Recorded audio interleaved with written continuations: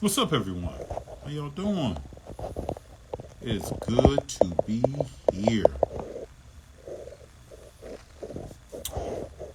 Tonight we're going to have JD on soon here, and we're going to have Jay on to talk about the Burbank Card Show. If you all went but didn't go and you got questions, um, chime into the conversation. We'd love to hear from you. Make sure I have a little water here. Love to hear from you. What's up, everybody? What's going on? Well, we got some people up in here. What's going on? Sensei, how you doing?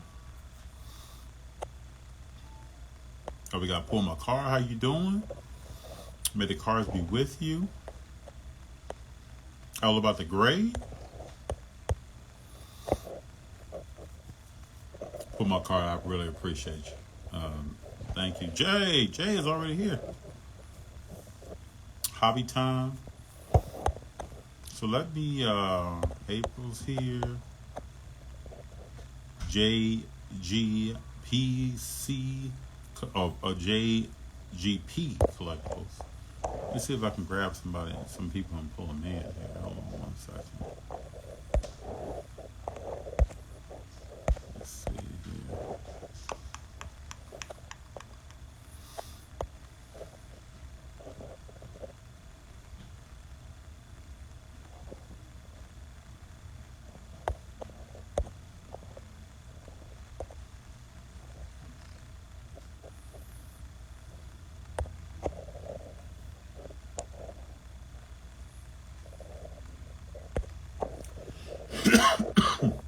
Excuse me. Let's see here. See if we can get some people on here. Let's see here. We can get some folks on here.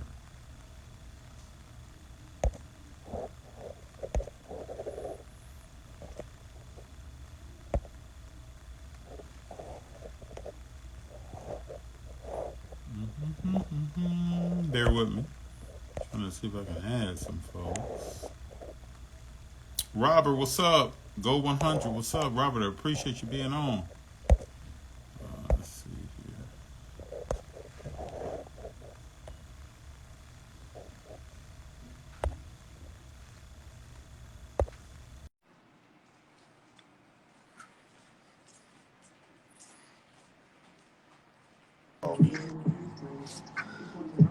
Oh, what's up? What's up, man? How you doing? Man, I'm chilling. It is hot. I don't know how hot it is over there, but man, it is hot over here. Very chilled, man. It feels great outside right It's now. like 100 and something today. I can't even walk outside without sweating. I think right now it can't be more. If I can't be more than 70-something degrees right now. That ain't fair, dude. It's like a smooth 95 in Pasadena right now, and I'm dying over here. We gotta turn on the AC because I'm sweating. All right, let me see if I can pull in. I remember how I did this. See if I can pull in Jay. If Jay's here. Hold on one second.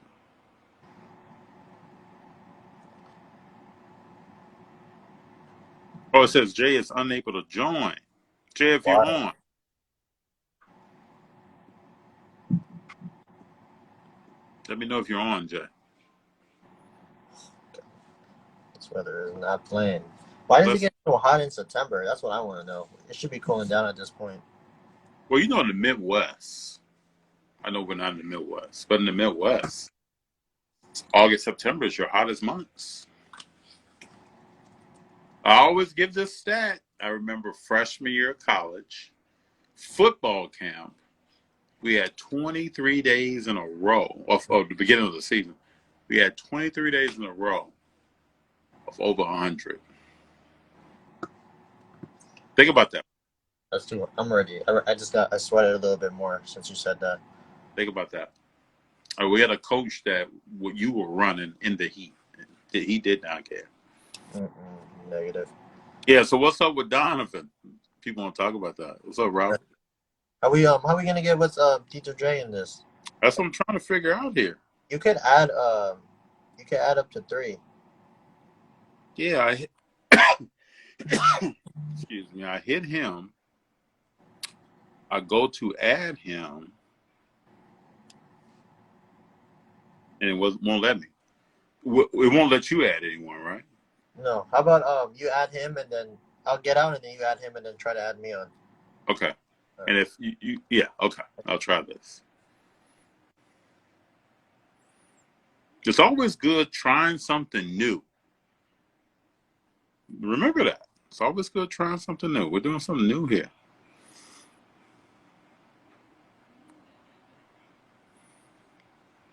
Yeah, it still won't let me go live with Jay.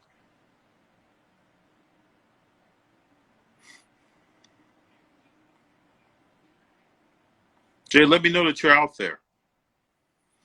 Sean, what's up, man? Good to see you. Kid Collector. Yeah, if I go on Jay.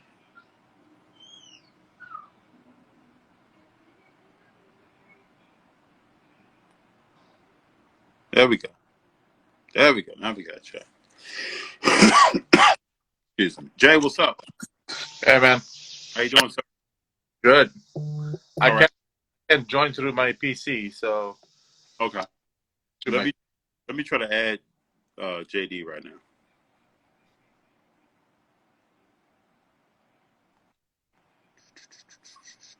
I was able to join. Oh, my day is going well, sir. How's your day going?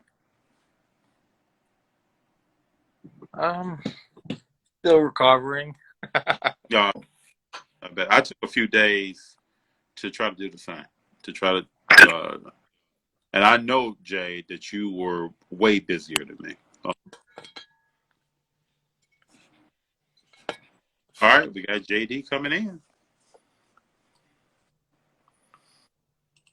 And there was a question here. There we go. That's what I'm talking about. Good. There was a question. Are we taking questions yet? If you have questions, Oh, we got tons of questions. I'm excited. I got tons of questions. This is cool. This is real.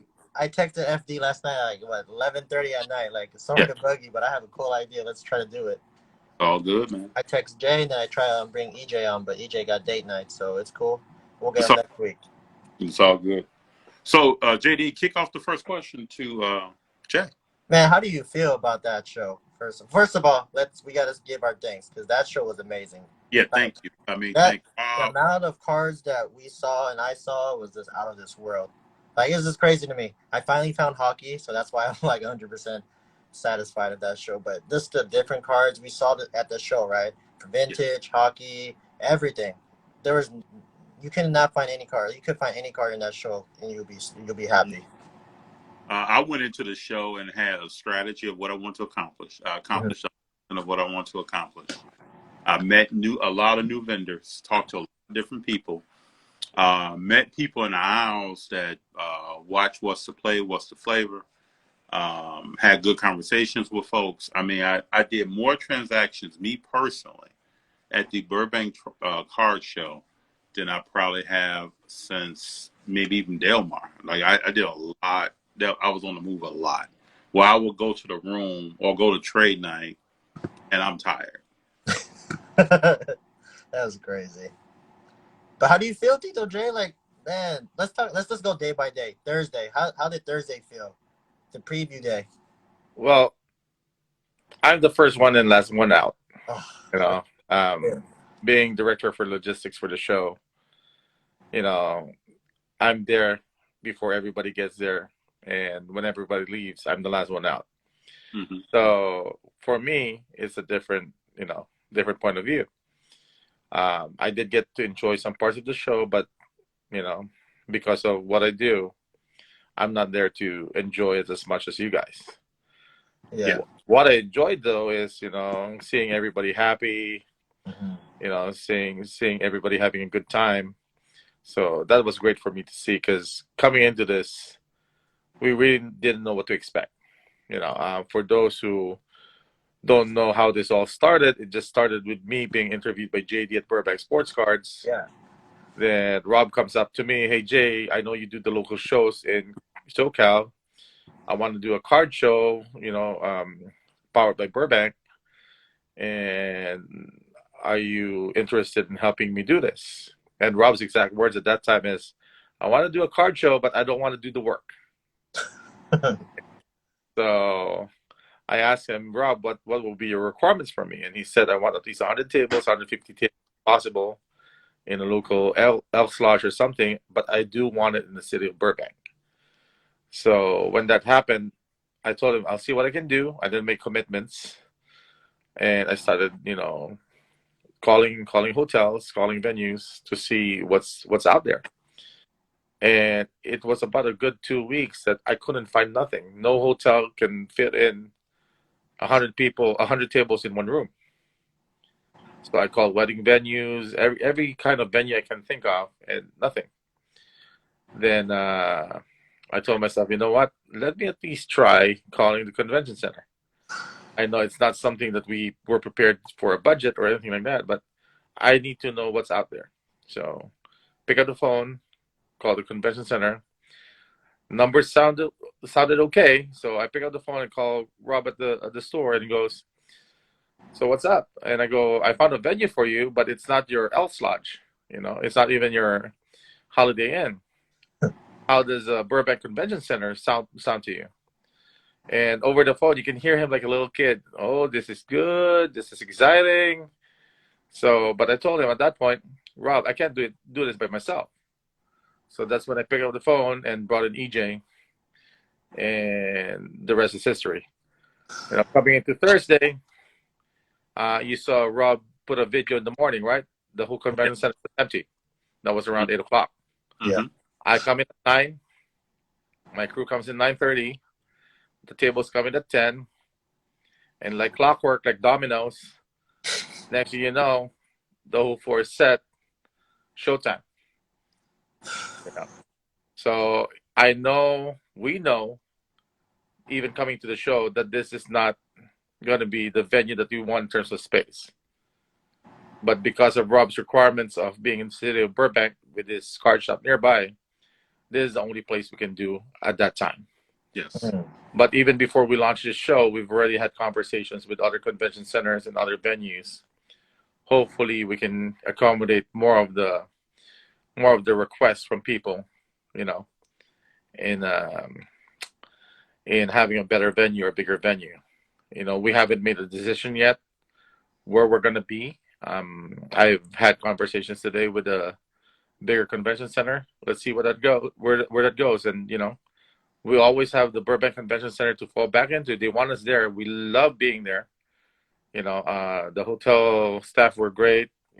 So it's hard to break ties with them because they did accommodate every single thing we needed to make it happen.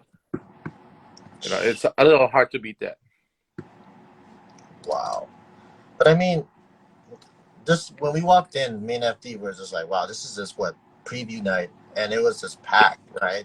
I'm just like, this is like a regular. It feels like a regular show, but it's only the preview night, and as the time went by, you could feel the energy walking into, and we were there at the beginning of Thursday night. Yeah, like it just started. We walk in like, I just turned like, this is going to be very special for the next several days. Yeah. But what was the challenges you guys faced before? What was the biggest thing you guys faced on Thursday? So you guys saw the booth inside for Rizzo and Cards and Coffee. Oh yeah.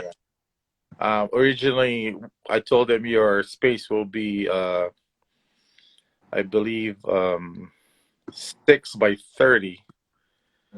Then that was the agreement. Then all of a sudden, they told me that the booth they built was 10 by 20. Oh wow. So it's not luck. We did have a little planning to go with it. I was prepared for some curveballs, and luckily he was situated in the corner on his table assignment, so it was not that hard to move him. If you notice, on the first 2 rows, instead of having 8-foot aisles like the rest, we only had 4-foot aisles because I had to move everything to the side. Okay. But I mean, we made it work. It's not the ideal situation, but it worked. The thing is, when you have corporate sponsors, when you have vendors like that, you have to accommodate whatever they want and figure out how to do it, and Yes. without compromising everybody else. So that was one of the challenges going in. I'm lucky and proud to have a staff that knew what they were doing. When I had Kobe, Eric, and the two guys I usually hire for Premiere to set up the location, so they know what to do. They're given specific instructions how to lay everything down. We had a vendor, Apache, who brought in the tables. So as the tables were coming in, Kobe and staff were measuring the dimensions, making sure the aisles are even. There's enough room to move around. I had to cram the vendors a little bit, in terms of being back to back to each other. But a lot of things go to this. You have to make sure you have accommodation for the disabled. You have to make sure that you have people going to and from, and space enough for the vendors to leave their tables. A lot of people don't know the requirements for the fire marshal, so that was a challenge too. The last thing we want is the fire marshal coming in and oops, you're done. I guess that happened to Anaheim years ago when the fire marshal came in and had to shut down the store, the whole show. So we can't afford that to happen this one. So I know some people, I'm pretty sure everybody that was at the show or wasn't at the show have heard about long lines, people getting in. How would you like to address that or speak to that? Wait, time out.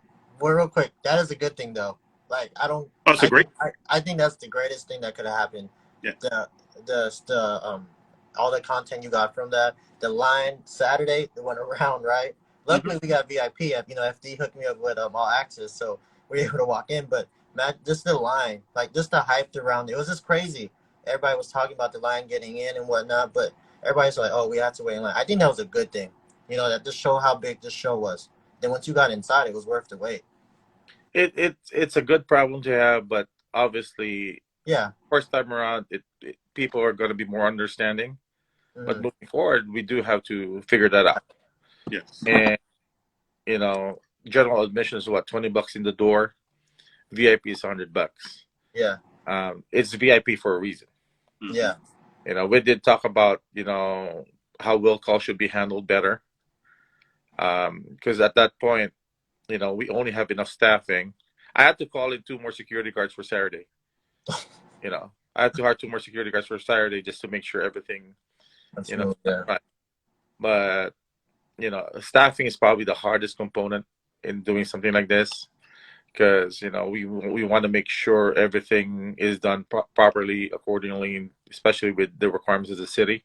Mm-hmm. But that's going to be always a challenge. So, depending on which venue we're going to use next, if we do stay at Burbank for the next show or move to another venue, that's something we really have to plan accordingly, in terms of there has to be a separate entrance for VIP, separate entrance for will call, and a separate entrance for ticketing. Even the POS is a challenge. EJ had to make sure. We bought brand new iPads, and they crashed on him the first day. So these are things that nobody knows that's going on behind the scenes. Yes. But we have to act fast. We need to make sure things are done properly. Yeah, we can go old school in terms of, taking money on the front door manually. But the thing is, we also need the data. The data of how many people coming in, being recorded, is very important for us moving forward to make sure we do things right. And for those who know me, that's not acceptable. We can't just wing it. Yeah. Mm-hmm. Yeah. I think that everybody in the hobby, when you talk about Rob, you talk about EJ and Jay, if there are opportunities of ways to get things more efficient or do it in a different way, or to better house or accommodate either the vendors or those who are coming into the show, that way will be found. Mm-hmm. And that's why, we all have our roles. EJ's marketing, and I basically gave him the full discretion of being the director for the event. I told him, you do the front, I'll do the back side. You have three people in the industry who've been there for a while, and I believe I think we know what we're doing. So the one thing that we don't want to do is bang heads. So we each had our roles. We consult each other here and there, and most of these things get harder if you bang heads. So we have to check egos and stuff like that. So that's why you got what you got at the show, wherein you don't see us together. We're doing our own thing. What we do to make the show work. Rob is entertaining everybody. EJ's in the front, making sure all the ticketing and stuff like that is done right. And you'll see me walking around left and right from one building to the other, making sure everything goes right. Wow. Cool. Speaking of the data, did you have? I probably taken more steps than I do in a month in those 4 days. Oh, yeah. Yeah. I saw you all over the place, Jay. Mm-hmm. So I can only imagine, how many steps you put in. Yeah. But go ahead, JD. Speaking, like you talking about the data, do you have an idea of how many people showed up just on Saturday, and then just overall the whole show, the whole weekend? We don't have the final numbers yet, but this much I'm going to tell you. Saturday, we had to hold the line for almost a full hour the first time around, and we had to hold it for 30 minutes at least a couple of times because we were just at max capacity. To give you an idea, max capacity is around 2,000 to 2,200 people inside. Oh, wow. You can tell once the AC starts getting a little warm, we're at max. Yeah. And it was warm. It was getting warm in there. And I remember looking around, and someone that was standing by me asked me, how many people do you think in here that are in here right now? Do you think, do you think 1,000? I took like a small section of the show and did a quick head count and try to extrapolate that.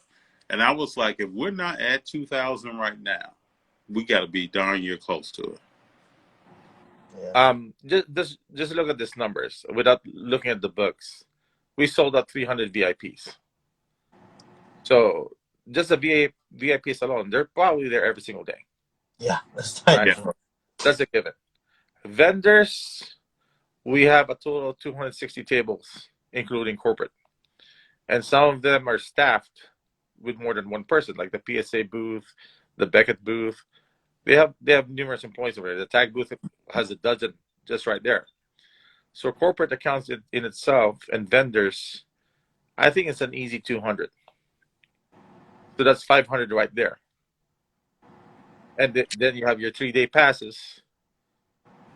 And, a good dozen of my staff, then the media passes. So I think trade night, not trade night, preview night, easy 700 people. Yeah. More than that, yeah. And Saturday, I'm pretty sure we were a little bit over 2,200 at a time inside the venue, not including the line outside. So Jay, I know that we just walked out of this show a couple of days ago, but I think a question that a lot of people are probably going to ask is, when, even on like a projected timeline or a tentative idea, when would another Burbank Card Show happen? First quarter. First quarter. So we're already working with it. There's no time to rest. Rob wants us to make the announcement before the end of this month. Wow. All right. Wow.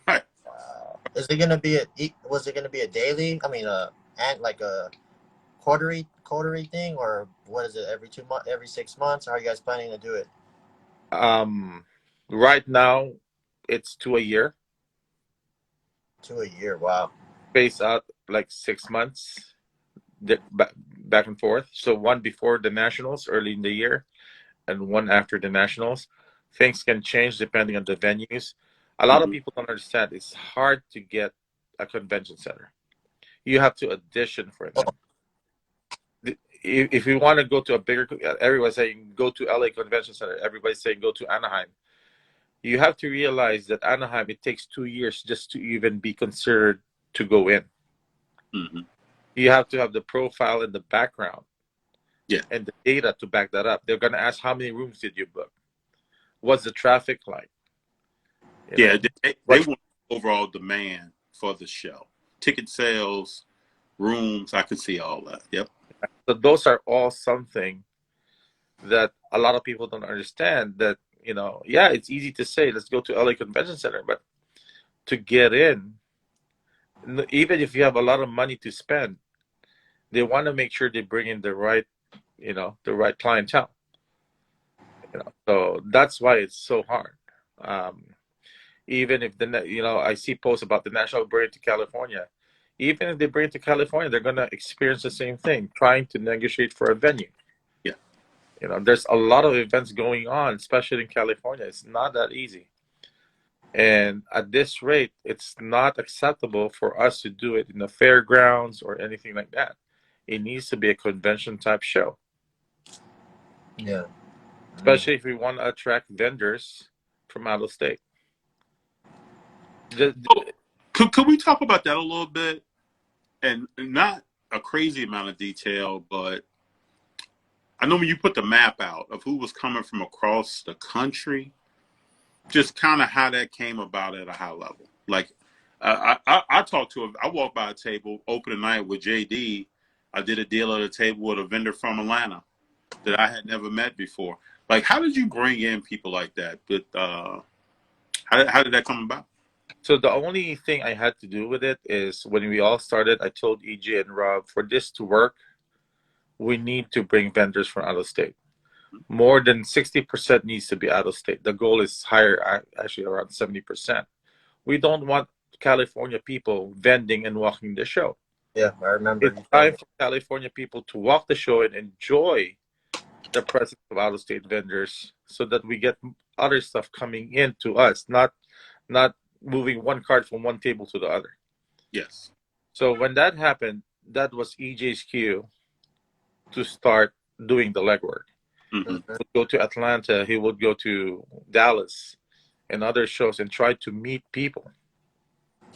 I only had one special request for a vendor to be at the show, Terrence from Chicago, because I met him at Mint and I had met him at Del Mar. Mm-hmm. And he was one of the busiest tables there, and he doesn't even care if he sells. He would do trades all day. Yeah, that's the kind of vendor you want at the show. Somebody who's not sentimental to the cards or to his inventory, and will move cards again and again, and have fun. And his table was pretty much packed each day at the show. I went by to say hello to him every day. I could not really get to him unless I waited to get in there. They were talking cards, and what was cool about Terrence, there was a card probably 2 tables away from him that was still his area. Someone asked him about the price of that card. He quoted that and went back to a trade conversation. Yeah, and he doesn't even look at comps that much. Yep.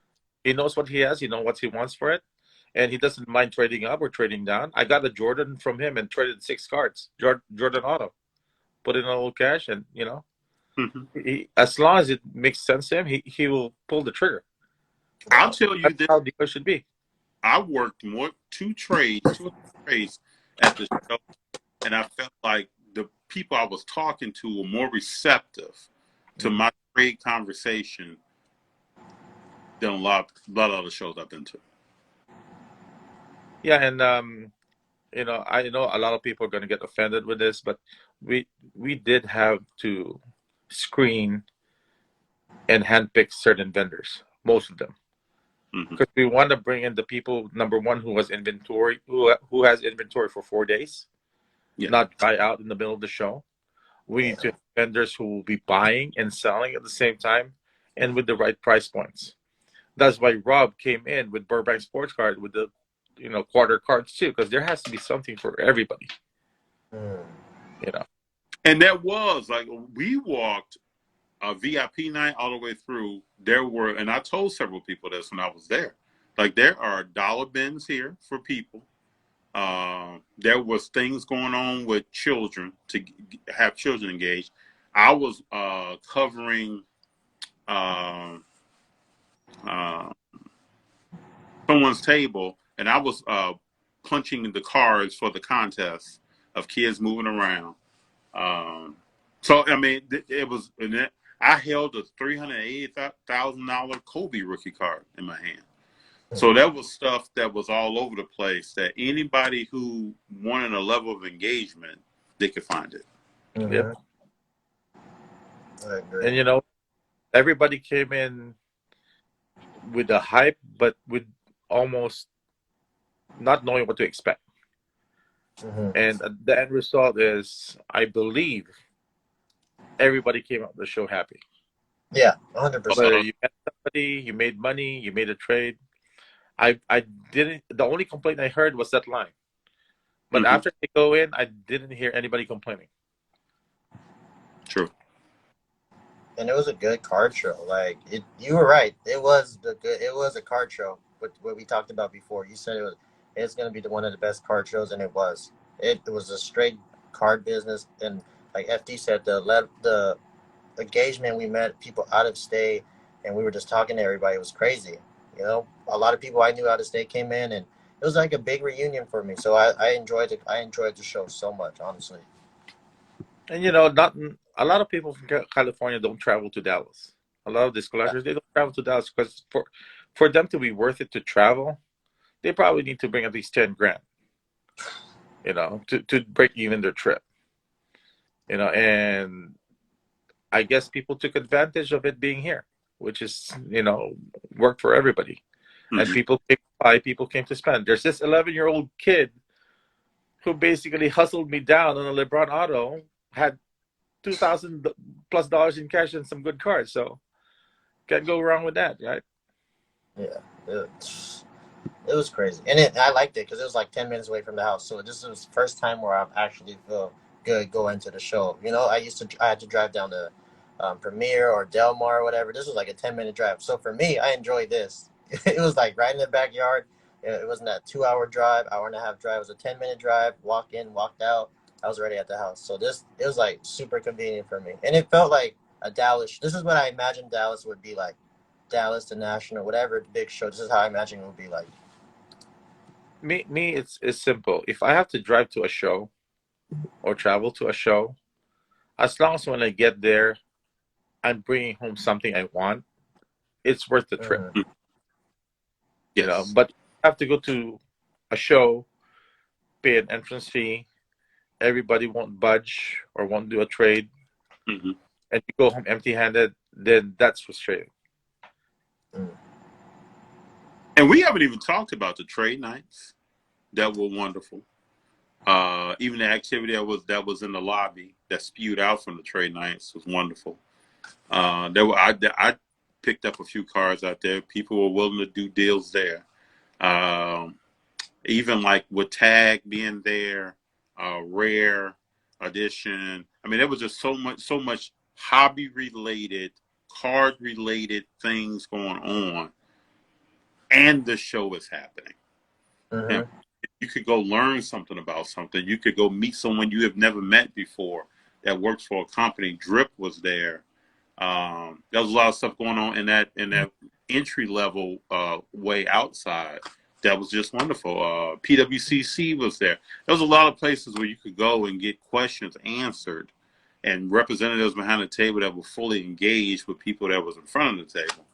I mean, all that stuff was great. And we placed people on the floor in a strategic way. You have Burbank sports card with their dollar boxes in the corner, and you have two more vendors in the middle. Mm-hmm. We put most of the wax people together. You know, that creates a better flow. Just imagine if we put those dollar boxes in the middle of the ballroom, it's gonna clock. It's gonna clock. Yeah. So you're smart about it too, where you put everything. Then we have the Mamba room for Saturday that diverted some of the traffic. According to Miguel, at least 500 people came to look at the display. So that's 500 people that, you know, you were able to divert traffic from. Mm-hmm. You have Mama Breaks doing a scavenger hunt and Kids Trade Day that diverted people to the other side of the hotel too. So things like that you have to really plan and time it properly so that you don't get congested in one area. So there's a lot of strategy involved. But again, we're not perfect. We still made some mistakes, and we're gonna learn from that. No, you got something, FD? Before? No, you go Oh, ahead. oh Jump in. no, but you already talked about it, the strategy, because just walking you were right, it flowed perfectly. It was just, you're able to just walk. You had all the wax people on the side, and then just all the vendors. It just flowed perfectly. It was just the way I was just walking the floor. I was like, okay, this is cool. You had a little vintage here, modern here, raw over here. It just had everything. So each table had its own, section had its own, I guess, personality in a sense. So that way, one section you have like all the high end stuff, low end, like medium end. You know what I mean? So it was like a good flow of everything. Mm-hmm. So Jay, what let's ask you. Did you have any key pickups yourself? Was there anything that you engaged in at trade night, even when you were out and about, or did you primarily stick to? I'm still working the show. Well, there are parts of the show that I was a little exhausted. Mm-hmm. So that's when my son, I did have a table beside Ship My Cards, so my son Ken was manning it. So when I need to take those respites, I would man the table. Okay. We didn't man the table Thursday night. The Thursday night logistics was very busy doing everything. But Friday, Saturday, Sunday, we did have a table besides Ship My Cards, so we would take turns. So I did land a few deals. The biggest one was with Terrence, which was the Jordan Auto, but that's the one that I walked the floor. I didn't really vent at that time. On my table though, on the end of Saturday, I had time to kind of relax, so I did sell, a good number of cards. That was worth my while.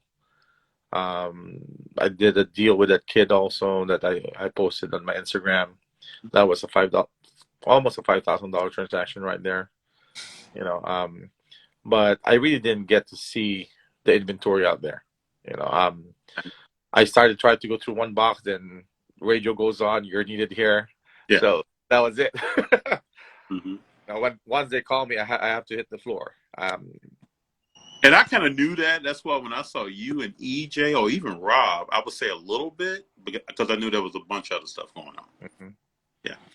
Yeah. So it was cool though, because I got to meet Ryan, card collector, too. Mm-hmm. Jeff Wilson. I met a few guys that I haven't met before, so that was great. Towards the end, I was able to talk to the corporate vendors. Because the thing is, I'm the last person they will know. They will know Rob, they will know EJ. I'm the last person they're going to know. So it was my time to kind of, build some bridges, get some connections here and there, So, because the thing is, at the end of the day, especially for the corporate people, they have to work with me at the end because I need to know how to place them strategically, in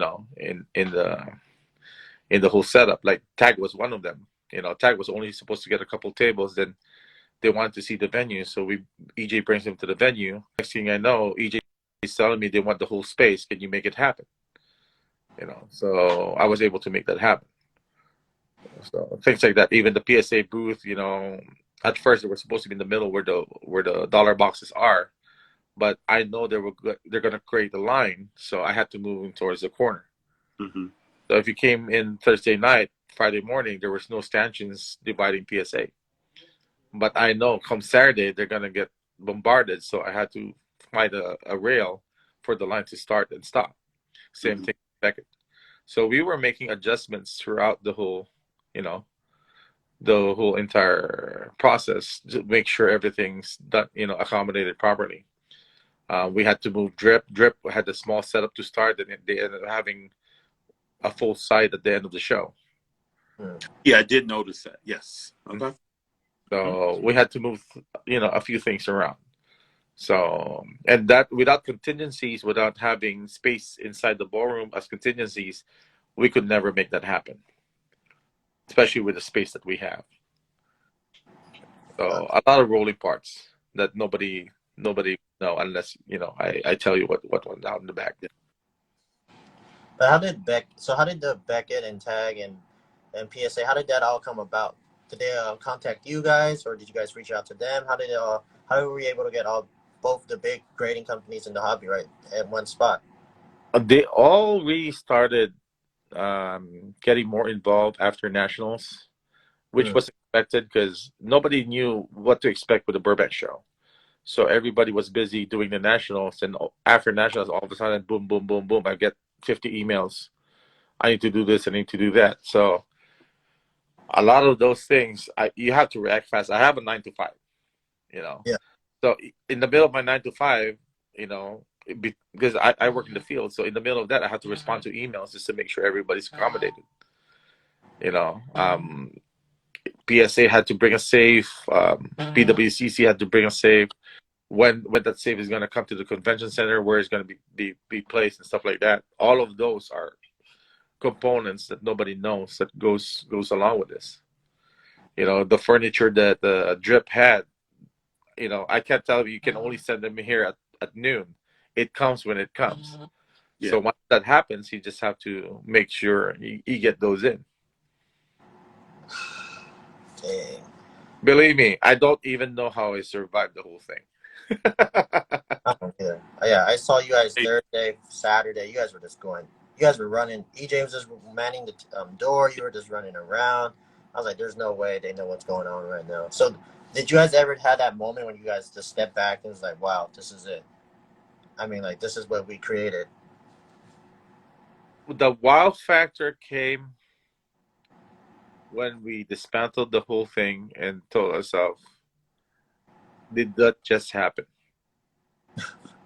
Yeah. What did we just do?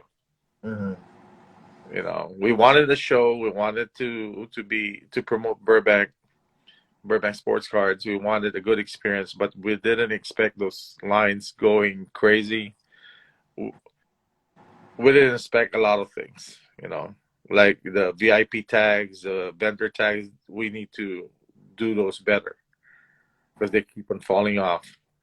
Those lines, looking back, I should have put water stations outside for people to, not get dehydrated. Sure. But I was so busy inside that I really couldn't think of what's going on outside the convention center. I even went outside to help out for a quick minute, and somebody wanted to buy me all access pass for $200. Mm-hmm. It's that crazy. Yeah. I wanted to grab all access tags in the cashier area. Here, $200. Who wants it? Wow, damn, 200. That 200 is worth it, honestly. Especially with line. Well, I'm at the end of the show on Sunday. G and I standing outside, and I told him that if there was a show tomorrow on Monday, this place would be full again. I don't. Because what the show ended, there were people still cutting deals, still talking. I think they say it's time to go. I don't think they would pack up. Mm-hmm. Nobody would. Mm-hmm. Nobody would. And we were scared. I was really scared for Sunday. I was trying to figure out how to get, because I know people are going to fly out. So I was scared that half of the vendors are going to be gone by noon. Oh, that's true. But when I scouted the floor, only 4 tables were empty. Mm-hmm. Yep. I saw people moving out maybe 15 minutes till. Mm-hmm. I didn't see people exiting, like you're saying, at noon, 11, anything like that. G and I went to lunch, came back, and I was like, this place is still pumping. Yeah.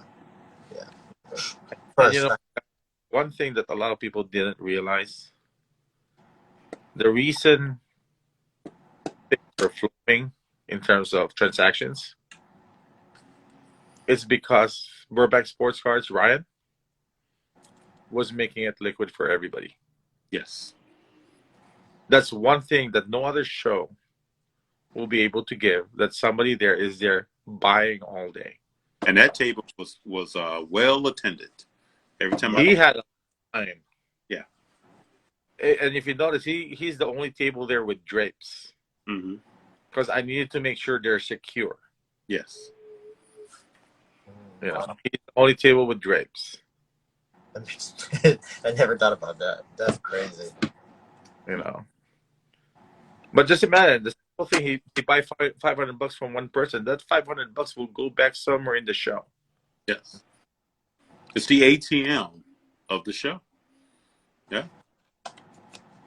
You know. That's why Burbank, I think, if they're involved in it, you know, it's a show to go to, because, you know, they're going to be buying, and that money can be used on the same floor. Wow. Dang, that's crazy. That's so crazy. You broke kind of described and walked us through some stuff, but walking the show, even if I knew none of this, it was just well thought out. It was just well put together. You felt like you were in the show. I didn't stop and ask myself, like, why is that? I never did that. I'm into the cars. I'm talking to people. That's where I spent my time. That's where my energy was. I could complete one deal and then look in my bag at the other stuff that I knew I wanted to move, and then become focused on that and not thinking about anything else. And that's when you know something is well thought through. Really. So I appreciate it, Jay. I know I'm just speaking for myself, but there are thousands of people who came through that show that's like walking around now telling people that, and there are individual states and counties that I just went to something that was very impressive. I'm just glad that we came up to people's expectations. I was tossing and turning on my bed 2 nights before all of this, you know, because FD went live with Rob and Mark, and they're calling it the West Coast National. We don't even have a show yet, really, to prove, and people were calling it the West Coast National. That's a lot of pressure.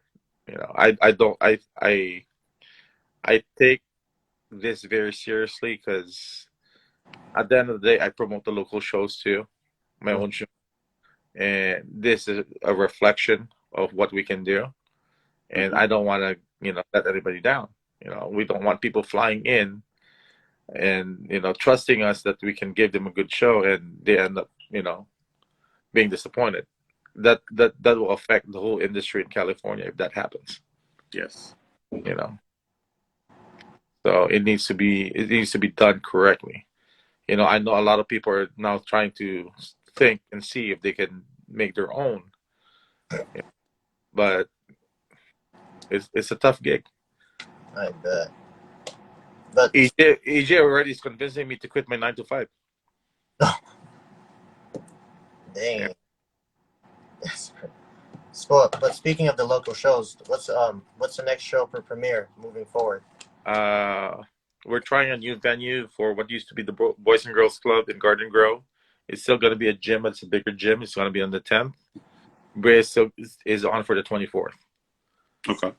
But before we go to other topics like that, in behalf of Rob and EJ, I would like to thank everybody who supported the show. I do apologize to those people who had to wait in line. We really didn't know that it would be that crazy.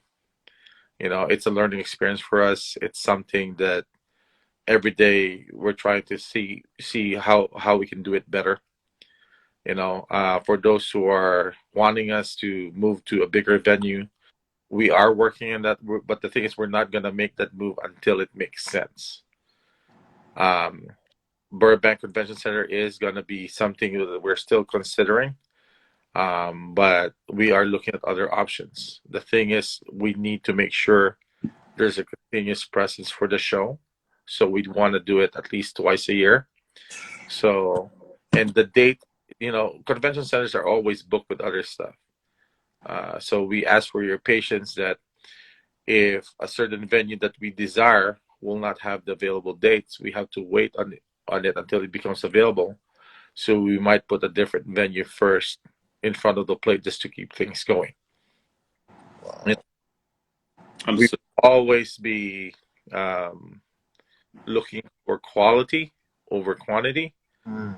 So even if you have a venue that can fit 500 tables, if that other additional 100, 200 tables is just going to dilute, you know, the whole floor, then that doesn't make sense. You know, it needs to be quality vendors, you know, from all over in California and outside. And of course, we want to make sure California people, you know, can enjoy and, you know, walk the show more than vending. Now, I saw in some of the comments, what is the criteria for being a vendor? At the end of the day, you know, just be present, just you know, email the account and let EJ know, you know, what you have to bring in the table, and we'll see what we can do. You know, if you're attending other shows, we will see you. We'll for sure, you know, probably recruit you to be a vendor too. But again, there's no guarantees, you know, in this industry, because we can't have every single table have modern optic, modern present, modern mosaic. There has to be a selection. Yeah. Like the videos that I've seen, somebody was clamoring for UFC. So if somebody has a heavy inventory for UFC, you know, EJ's going to take a look at that. If somebody has a good inventory for soccer, we're going to take a look into that. There has to be variety in everything. We are at this point still not considering to do a combination of, you know, non-sport and sport. It's still going to be predominantly sports cards, because we want to make sure that, you know, whoever comes there can get what they can expect. Yes, you'll see some vendor have random comics, some jerseys, stuff like that. That's okay, but the theme is still, it's a sports card show. Yeah. Speaking, I didn't ask you this, but speaking of the vendors, how fast did it fill? Honestly, We didn't even make the announcement. We're already full. We had to turn away, I think, around 300 vendors. 300. So you guys turned away 300 vendors. Yeah. So it filled that fast, right? Once Yeah. We didn't even announce it yet. It was already full. 300. I'm not surprised. There were last minute changes because some people couldn't make it and stuff like that, but the waiting list was so bad that, you know, we had to just go through that list. 300. And this is all over this country, right? Yes. We even had a couple of vendors, I believe, from Canada and one from Germany. That came in? Vendor this show, yes. Wow. No, but that was Canada and Germany. No other countries where that came in from other countries? Well, some people are, you know, from different nationalities, but they're still residents of the United States. So, Dang, 300. 300 vendors FD. That's, can you imagine? Shocked. I am not shocked at the quality of the vendors that were there. I am not shocked at all. I mean, I had good conversations with people selling very quality cards, and that's EJ doing a lot of the work. Yeah. Yep. Oh yeah, now it makes perfect sense why he was at Dallas National, going to all these other shows. It makes perfect. I mean, I kind of had an idea, but now it just all timed in together, and it was pretty cool that it all worked out perfectly for that. And you know, just to make sure people understand how much work they put into this, he voluntarily flew to those shows at his expense to market that. Because we didn't have a big budget. I'm glad you said that, because EJ puts work in. You know, the amount of work that guy put in, you know, because I'm old school. I can't deal with the POS system. He dealt with that. He dealt with the badges, the ticketing, and stuff like that. Like I said, we have a role. So the last thing you want me is on the register. I hear you. Yeah. That's still crazy. I still can't believe 300 vendors. That's insane. I'm being conservative with that number, just to let you know. I can only imagine the real number. Mm-hmm. Man. And it's hard to say no to people. I have vendors from the premiere asking me for a table, and all I can tell them, you know what, you'll enjoy the show better if you walk it. That's been my response. And That's my way of saying. There were several vendors that I've seen at other shows who will walk in the show with a smile on their face and getting stuff done. There, as of before this interview, I searched YouTube. There's like 52 videos about the Burbank show. Yeah. This is the weekend. And we're working right now to fill this Labor Day weekend with some more. Uh-huh. Yeah. Yeah, FD hasn't posted a video yet. JD hasn't posted a video yet. Yeah. Sports Card Investor hasn't posted a video yet. So, yeah, you know, That's crazy. it's crazy. I watch every single video because that's the only way I can learn is to see people's comments, their feedback, you know. And obviously, we can't respond to all of them. But in general, what I can tell you, we took a couple of days, and we actually Monday I had to return some of the tablecloths to Newport Showcase. So there was really not a rest day for me. Then Tuesday I started picking up the phone and going to the email, started thanking people for their support. And as of yesterday and today, I've been talking to other venues. There you go. One thing other people don't understand, part of the negotiation of a venue is also making sure there's parking. The parking is affordable. It was free. That's what it was. Well, we got lucky there. It wasn't supposed to be free. Yeah, I remember you told me. It was $10. You know, it was supposed to be 18 and it got negotiated to 10. We have a potential venue, but their parking fee is $49. So people don't understand that's not in our control. You know, just imagine coming to a show, paying $49 just for parking. Yeah, that would be, you know, but that's California for you. Yeah, but the fact that it was free, I wasn't even surprised when I pulled up. I was like, man, it's free. Like that made the show even 1,000 times better. Like you said, we had shows back then where the big shows you have to pay to get in, not just to get in, but to park too. That's already you're already in what, like $30 in already. So for it to be free helped a lot. Yeah, this venue that we got, the Burbank Convention Center, one of our vendors, Joseph, he initially booked Friday night, Saturday night, and he got the promo rate of $198 plus tax. He tried to book Thursday night, and it cost him more than both nights combined for Friday, Saturday because he was too late. He paid like almost $500, I think, for a Thursday night. Yeah, I heard a story. Someone was telling me that, someone was quoted a little over $500 for a room, and they were trying to book later than expected. That's why, you know, when the VIP comes out, it's $100. It's not chunk change, but you get what you pay for. Yeah, you got to pay to play. Definitely play. And it's always going to be worth it because VIP has, you know, some stuff that they give away along with it. You know, we had a supply company, you know, Card Pro, give away a bunch of stuff. You know, that plus the 1 hour early access and in and out at any given time, for me, it's worth $100. It's worth $100. The cards that were on the table on Thursday, when JD and G and I walked in, is worth $100, in my humble opinion, to be in there early looking at those cards, talking to vendors, and seeing if you can get a deal done. I mean, we walked in, I went past like 2-3 tables and looked at JD like, there's some heat on these tables. And I'm not just talking about dollar amounts. I'm just talking about cards that you don't always see somewhere for sale. And so. Yeah, the VIP, you're the only ones, and the press passes can get in the VIP night, which is a 4-hour preview night. Mm-hmm. Even if you don't buy anything at preview night, you get to know what's there at the table. That's right. I want to answer one of the questions here. Do we feed the vendors? The hotel that we used was nice enough to have concessions. They were bringing in food, taking orders at the vendor table. They made a menu for $15, all inclusive with the drink.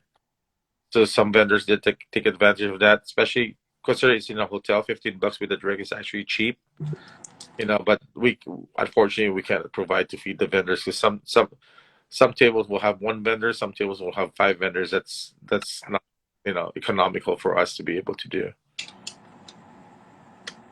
let me ask you, out of all the shows you've been to, and you don't have to be biased at all, but what was about this show that just set everything apart? That you just made like, oh wow, this is the show that I really, if I were to come in, like, yeah, this is the show I really enjoy coming to. I think the vibe, Mm. the room being loud. I know people complain it's too congested, but if tables were draped up and spaced more, I think the vibe will be a little different. You know, because the feeling is different when you know everybody's making a deal on each table. Mm-hmm. It's really different. It entices you. See, you know what? I don't want to get beat to that part. I need to make a play right now. Yeah. Most shows people walk around first, right, and scout the room.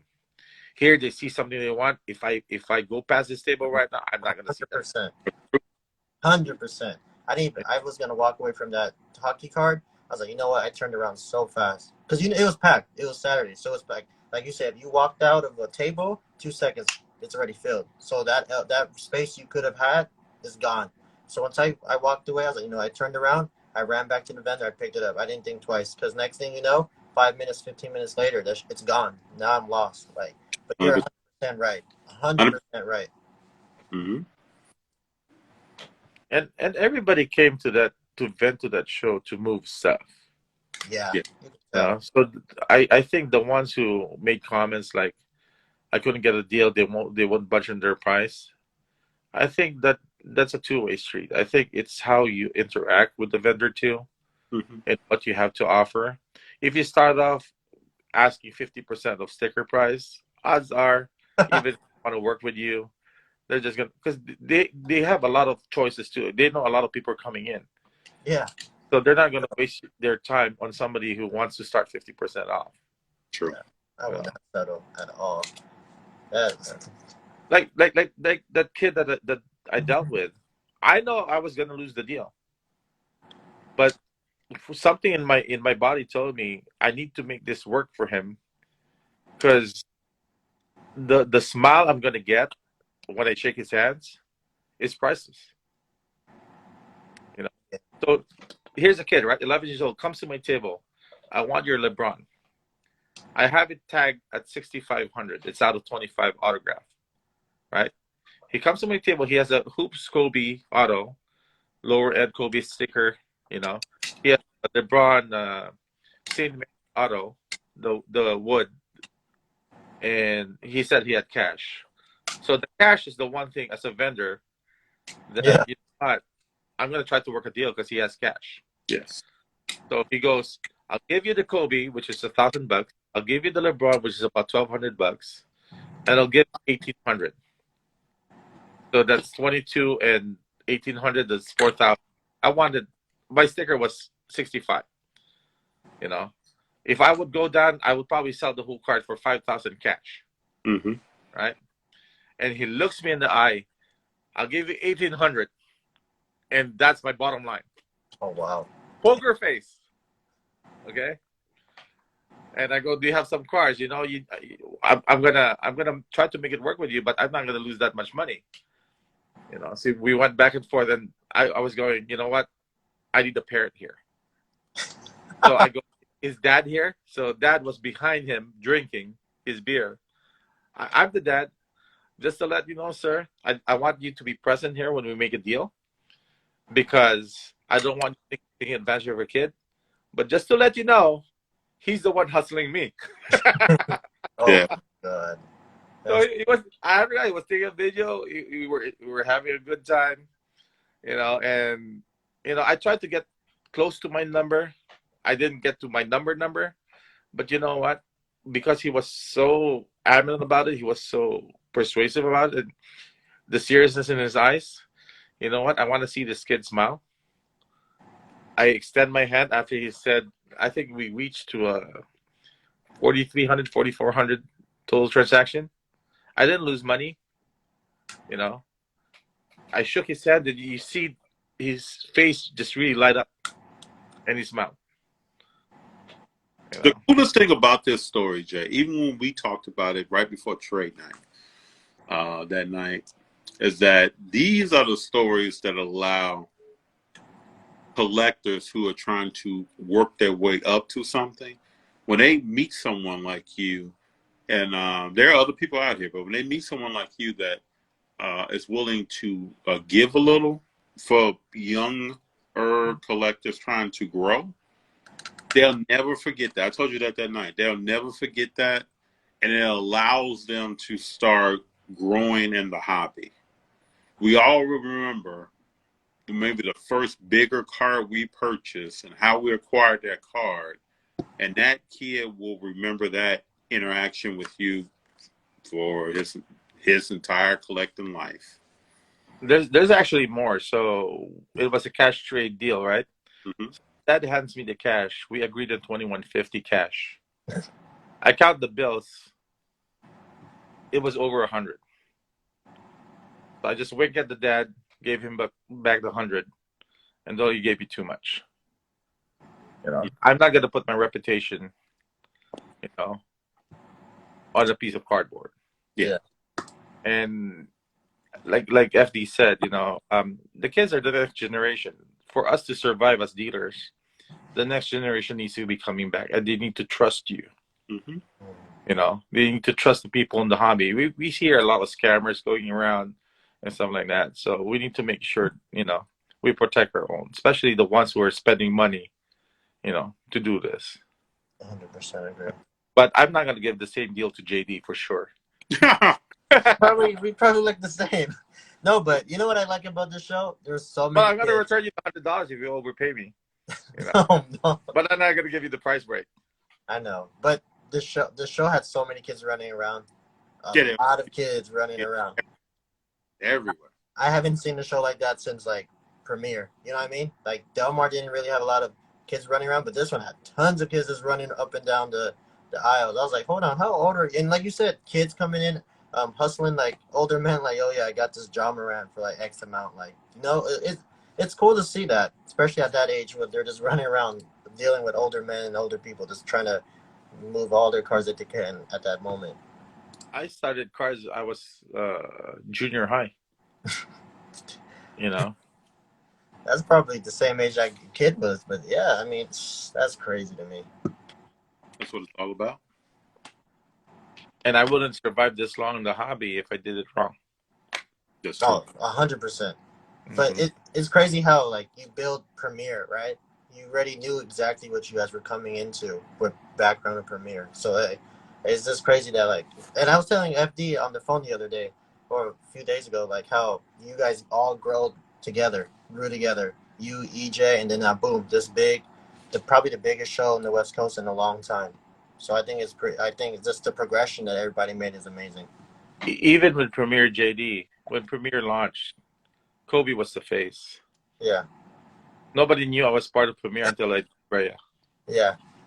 So you guys did good. You guys just killed it, honestly. Just from a year, from last year to this year, it's insane how fast it grew. Well, all I can tell you is enjoy it while it's there. We can't guarantee it's going to be forever, so while it's there, enjoy it. This has been the best times of the hobby since I've been here. There were spikes here and there, but, the amount of interest, the amount of people doing this, some people leaving their full-time jobs just to do this, that was unheard of before. Yeah, that's crazy. People would hide their collections to their girlfriends or their wives way back in the day. I still do that now. What are you talking about? So, but now at least they, the girlfriends and the wives, they know it's worth money. Oh, I met several girls and wives at the Burbank Card Show. Did you know they traded a Rolex for cards at the show? Oh, really? Somebody traded George. He traded a Rolex for his cards. A Rolex. Wow, that's different. I never heard about that. Have value. How much was the Rolex value? I don't know, but that's insane. That's insane. Wow. If I can just trade my kid for cards, right? Oh, you better. You better stop. That's probably No, but as little as I was able to join the rest of the crowd in experiencing the show from the front side, I did enjoy, seeing all the videos, getting all the comments that we did it right. Yeah. And even Rob at the end of the show, he goes up to me. I just realized I'm now a show promoter. Mm-hmm. And Rob is really very fun to work with. He lets me an EJB, and he just does what he does best, being Rob. At the end of the day, he's my boss. He's the majority partner here. Yeah. But to see him trust me and EJ do this thing, it's humbling, very humbling. Because he has nothing to prove. He has 3 generations of his family running a card shop, the biggest card shop in the United States, probably the world. For him to trust this guy who is not even known to be a promoter, usually, on the backside of things, he could have got into bigger names, some more, popular names, but he went to me. That was humbling. That was very humbling. And a lot for that. Well, you all make a great team. The picture you posted afterwards, it was cool to see. I mean, you 3 make a great team. Yeah. Yeah, I'm pretty happy with the results. But of course, you always set the expectations higher for the next one. Mm-hmm. Me and talking on the phone earlier. Nothing against any other promoter, but if I'm scared of one show, it's gonna be to beat our last. The levels. There's levels to this. Yeah, that's what we were talking about. Mm-hmm. I'm not gonna try to compete with national. If we get there, we get there. But other shows, they have their own formula. They do for them. My concern is how can we cater the same experience on the future shows? Because we're put in a pedestal right now that if we fall, we're gonna fall hard. Mm-hmm. So how to get the momentum going, how to do it right or better the next time, that is our own, the shadow that we have to, kind of work against. That's crazy. Oh my goodness. But still, like, I don't know. I know you don't like to compare yourself to others, but I mean, you guys probably pushed the bar to another level. Honestly, after the weekend, now everybody's gonna try to chase you guys because what you guys were able to pull. Because like you said, it was a card show. That's a good thing, because if everybody ups their game, then we all reap the benefits of that. Yeah. Oh yeah. People gotta understand that. Yes. People have to understand that, like, there's always gonna be a show that's gonna be a lot, maybe 10 times better than yours, but that's the point. You guys after Delmar's, like, man, there's no way. Now I'm just like, man, what's happening after this? It was just straight. I'm still lost for words, honestly. I tell FD that all the time. When we talked the other day, I'm just lost for words. Like, what we experienced this last weekend was like, you're not gonna get that in a long time, possibly until the next show, probably. Well, again, it's a work in progress. I'm under pressure right now to find a better vet. I told EJ and Rob today, if we're not gonna up our game, we can't go lateral. If we need to stay at Burbank Convention Center one more time before we do make that move, then I think that's the play. If we find something better, something bigger, something more conducive, then we make that upgrade. A lateral move is something I don't think it will be acceptable to any of you guys. Yeah. Because why would we move venues if this was already proven and working? Yeah. If not gonna, raise the bar. 100%. The location was nice. It's right next to the airport, literally. Yeah, you could literally walk out the show across the street and into your terminal and get on your plane. I mean, I did it this weekend, but I'm just saying, like, all they have to do is just bring a suitcase and then just walk in to the hotel. Oh, well, they didn't even have to rent a car. This is probably, like, besides the plane ticket and the rooms, that's probably the least expensive show they've been to set up, because you gotta get a ticket, you gotta get a car. The car is the most annoying part, right? And then you gotta The hotel. So you guys were able to take out the car, and just boom, everything was right there. And you guys had good food around, like the restaurant. So I thought the location was like perfect for what out of state vendors were looking for. No, I'll give you three ingredients for the success of this show. Okay, that a lot of people don't realize. Being in Burbank, in SoCal, is a secure and safe place to be. 100%. Imagine if we brought this to Pomona or even LA Convention Center, where you have to walk a mile from the parking lot to get to the convention center with thousands of dollars in your case. True. People don't realize that. Yeah. You know, that's number one. Number two, being close to the airport. You don't have to be traveling with thousands of dollars in cash or merchandise. Mm-hmm. Having to Uber that from the airport to the venue and so on and so forth. And number three, you can fly in with just cars and not have cash. And there's Ryan from Burbank Sports buying from you to make you liquid. Yeah. You know. So those in itself, you know, I think are good components to have and should always be something that we need to consider as promoters. Always. You know, to make it a good experience for people. Believe me, you know, just you know, if I were vending this show and not promoting it, I would have to bring my showcase. I would have to haul all my inventory. Just the thought of that is too much already for me. Mm-hmm. Yeah. You know. But yeah. Did you guys provide the showcases, or they have to bring their own? We partnered with Zion to those who wanna rent showcases. The nice thing about shows like this is we're able to get a vendor to provide for them. You know. And I have convention center. I'm answering one of the questions here. And I have convention center. It takes 2 years to get in, and that is if they will talk to you.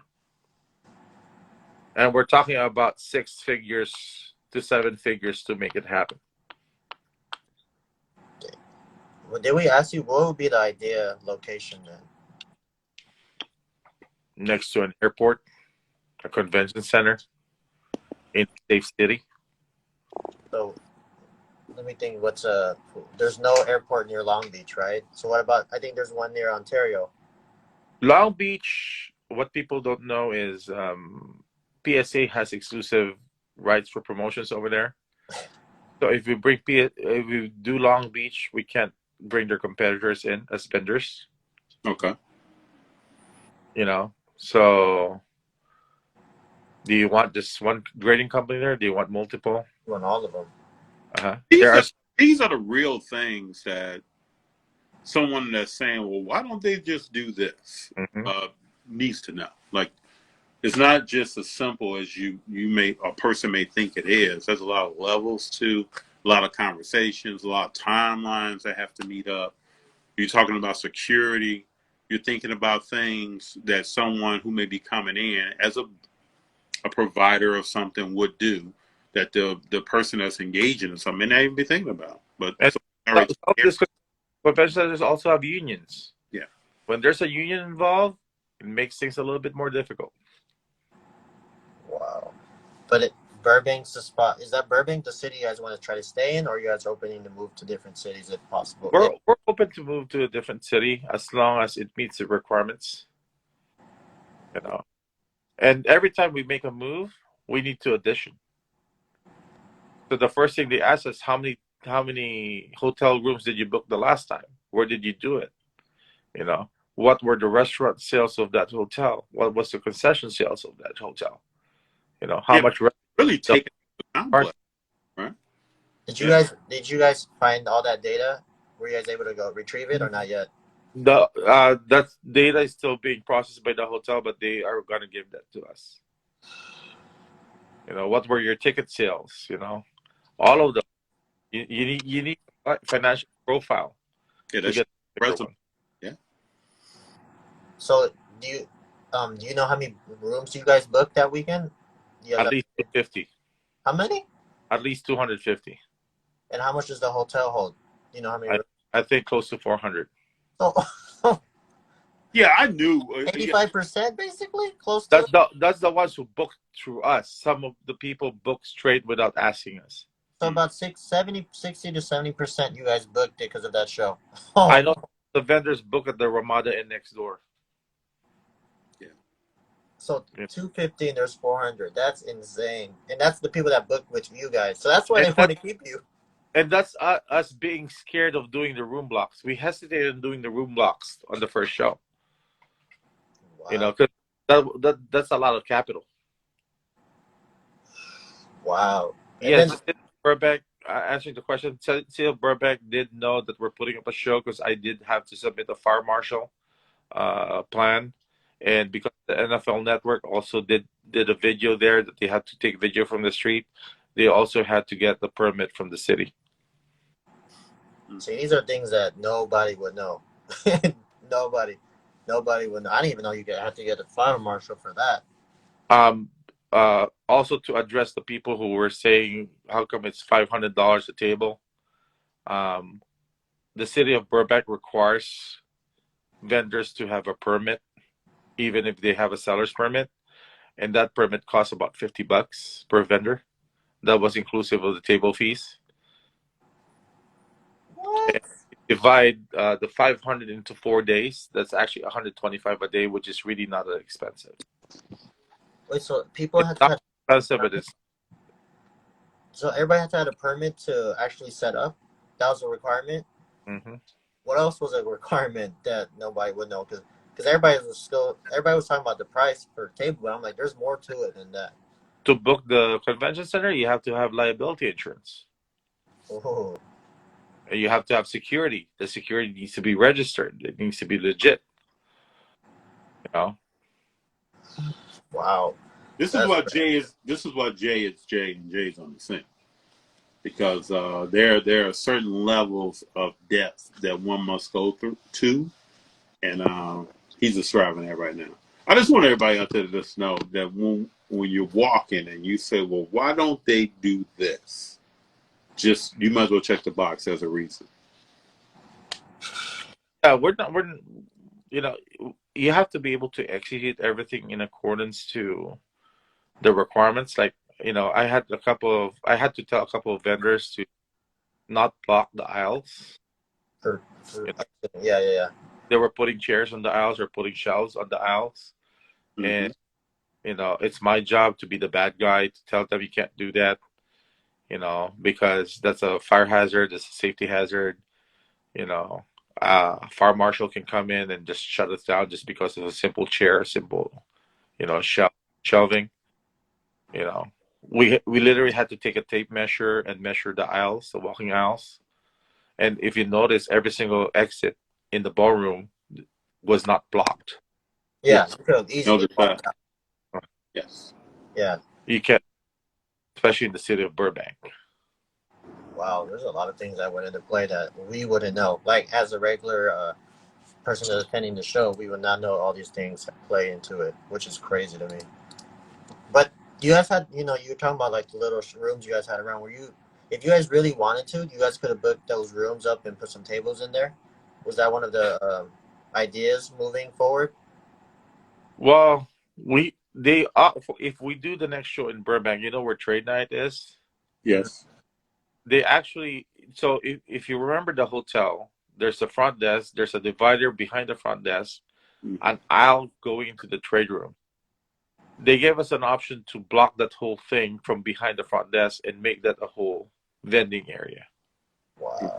And how big was that? I can, based on my calculation, it can fit about 120, 130 tables, including all four ballrooms.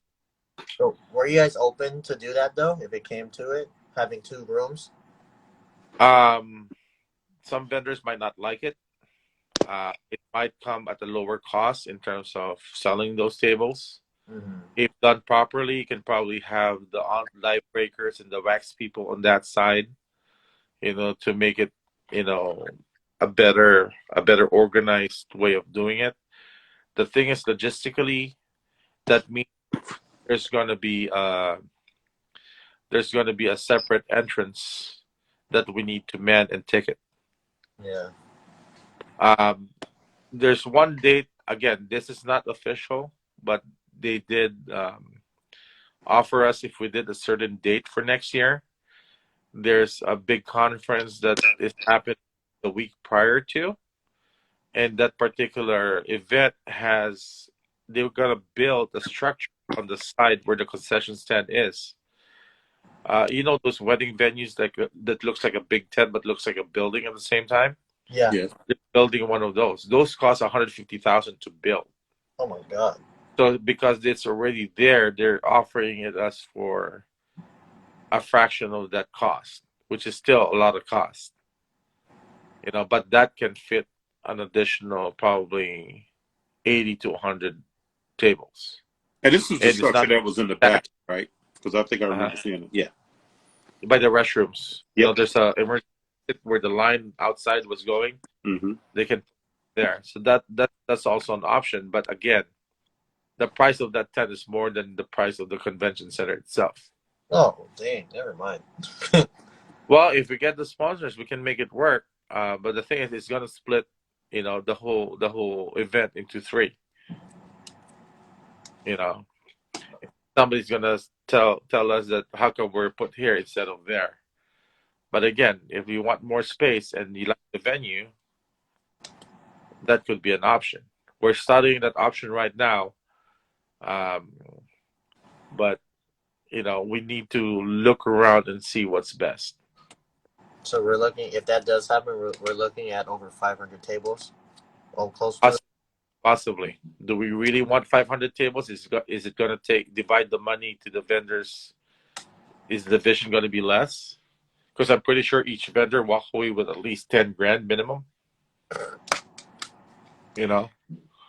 So do you really want them to walk out with 7,000 instead? Because there's always a max that how much money is coming in. You know, we don't know the threshold, but you know, the reason everybody was happy because everybody went home, you know, with more than what they expected to come home with.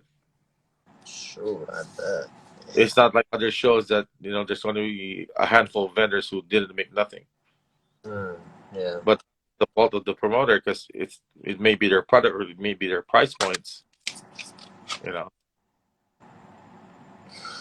Well, we have a comment here from VZ Sports Cars, where they say, "I was a vendor at the show. I must say that honestly, it was the best show I worked in the last 2 years.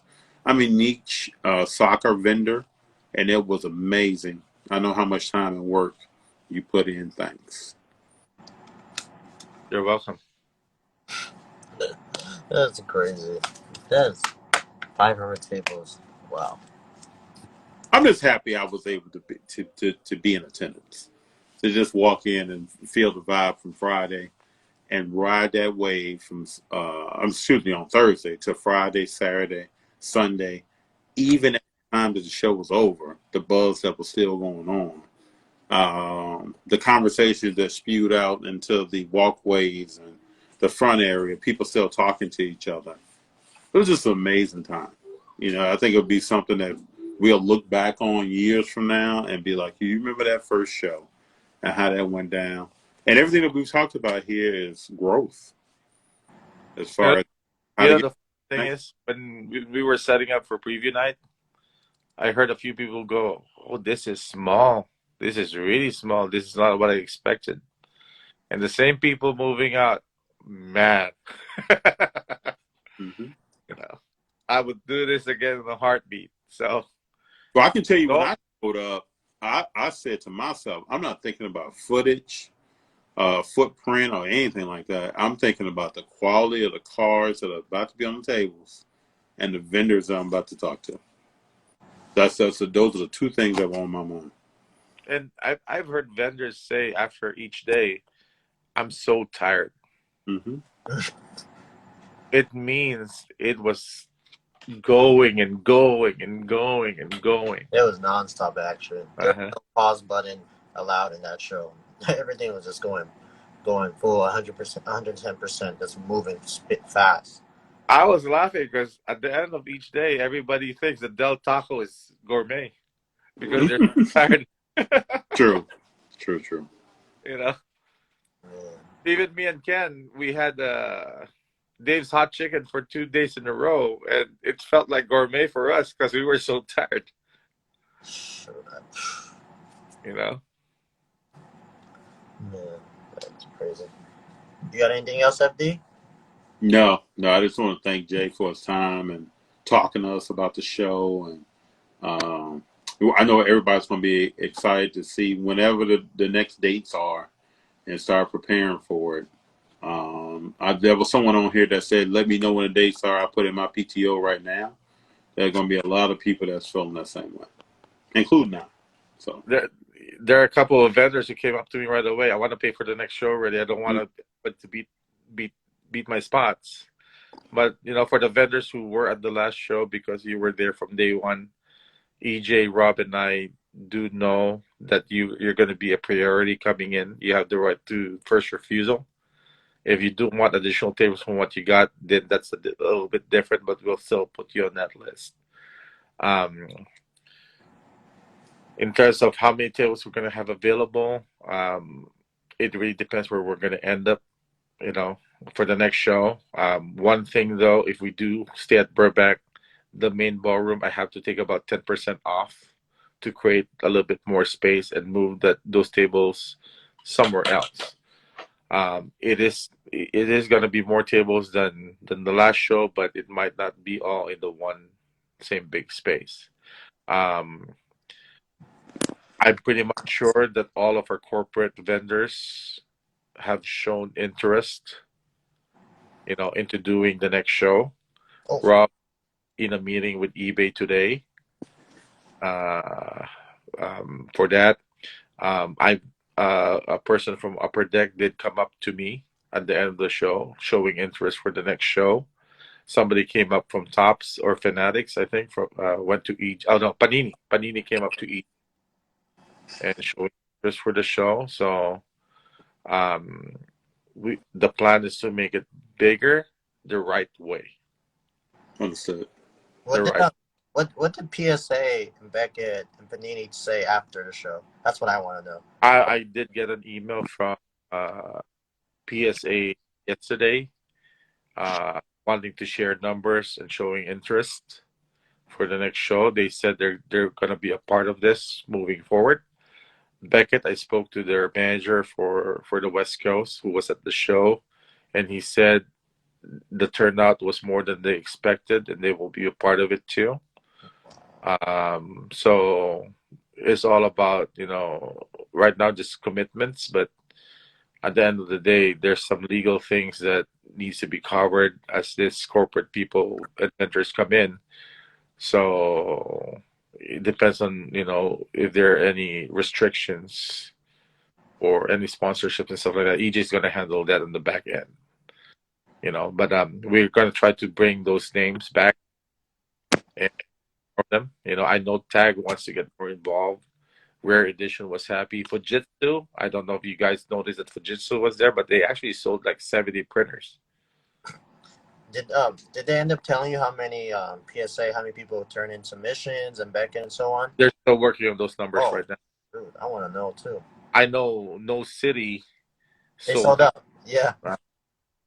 And I know Clint from Zion came home with almost nothing too for his cases. It was great for the vendors. It was great for the vendors and the corporate people. Even EJ was telling me even Golden had a higher turn what they expect in terms of submissions.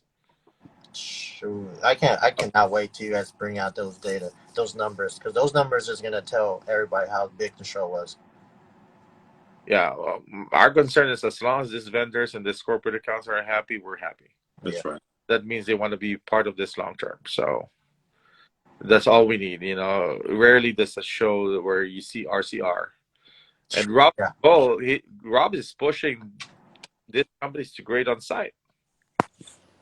That's his wish list. How to make that happen? It's gonna be some work. But just imagine walking in there, it doesn't have to be great on site for PSA. If they're eventually willing to take submissions Thursday, return it by Sunday, that's great if they can do that. Beautiful. Yeah. That'd be crazy. What made you want to know about the numbers? Because no other shows talk about that.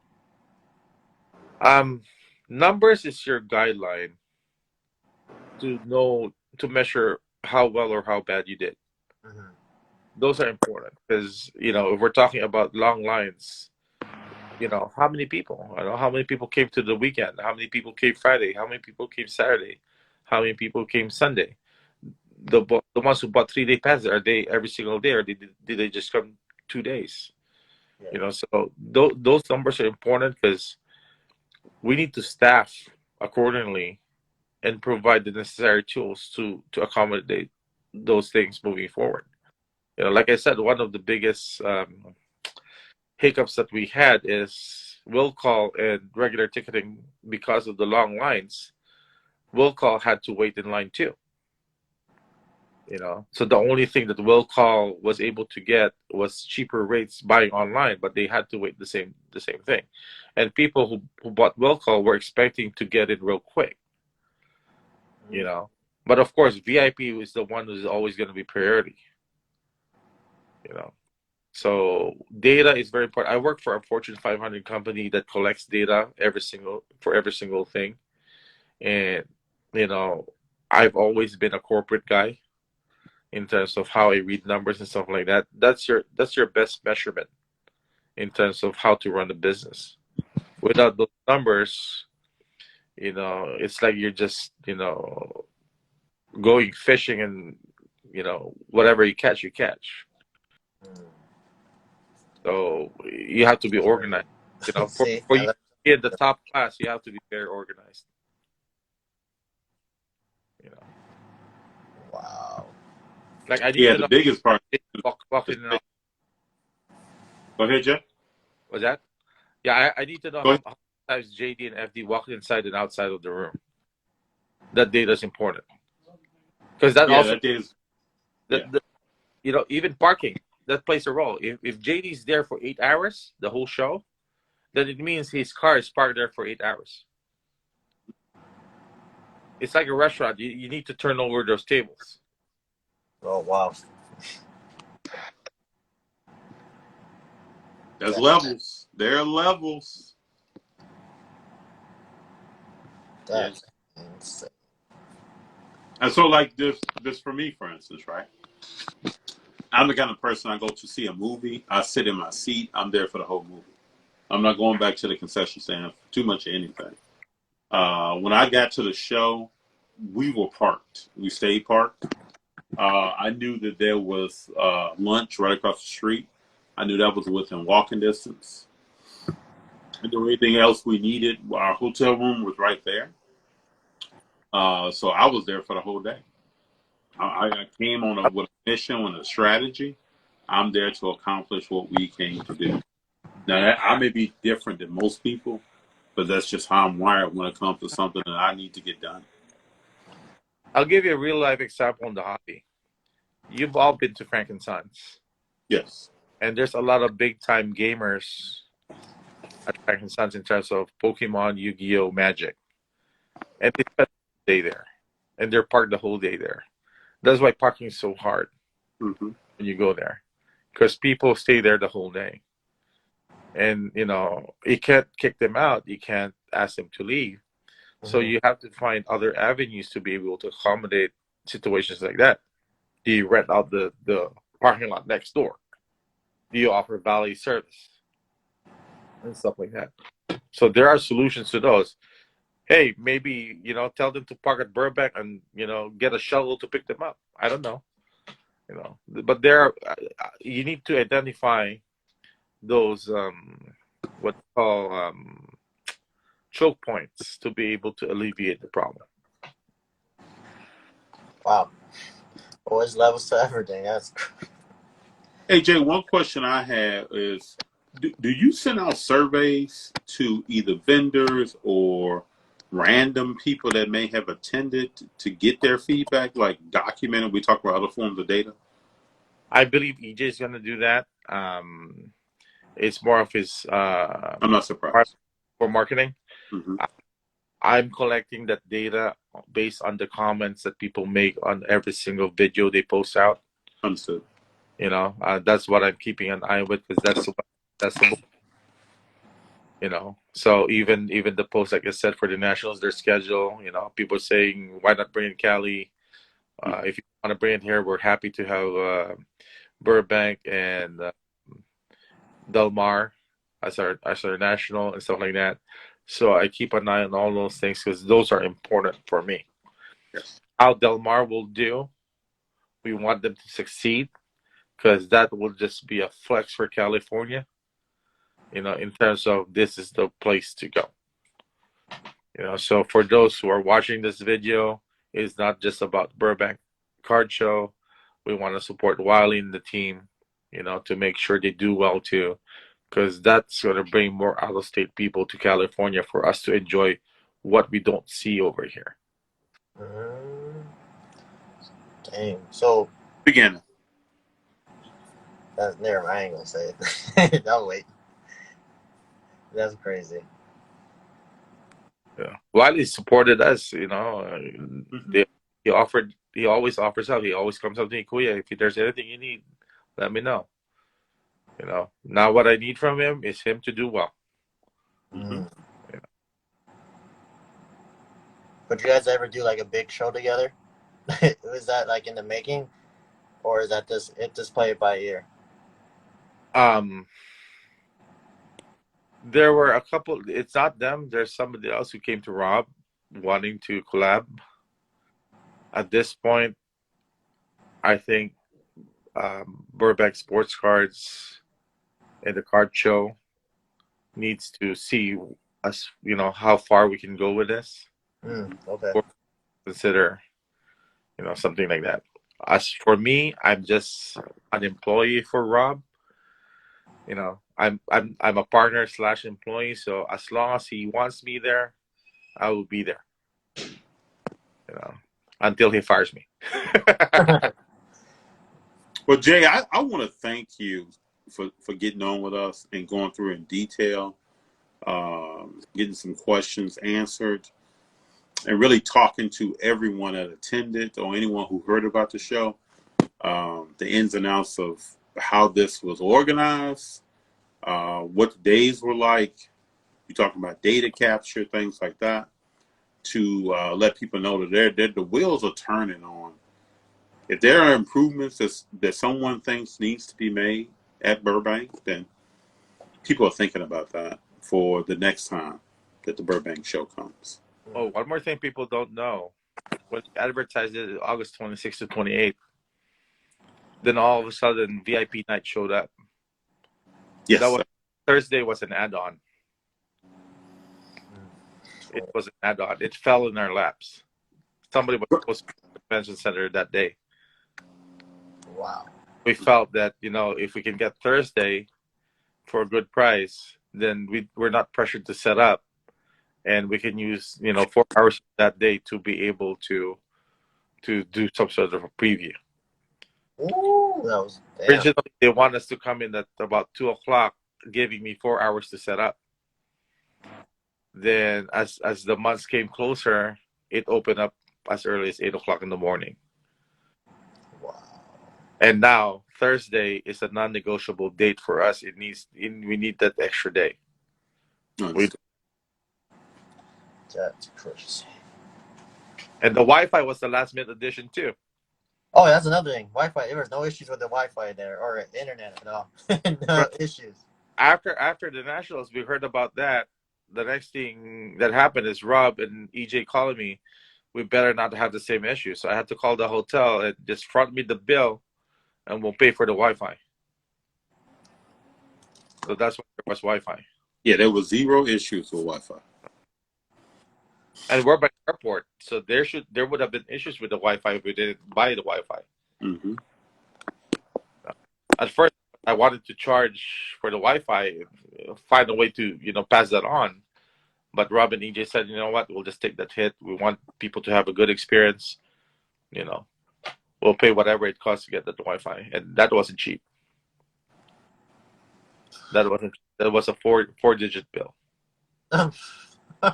So people, y'all better say thank you to DJ next time you guys see him. No, thank Rob and EJ, because that was a cost that I would should we take that hit?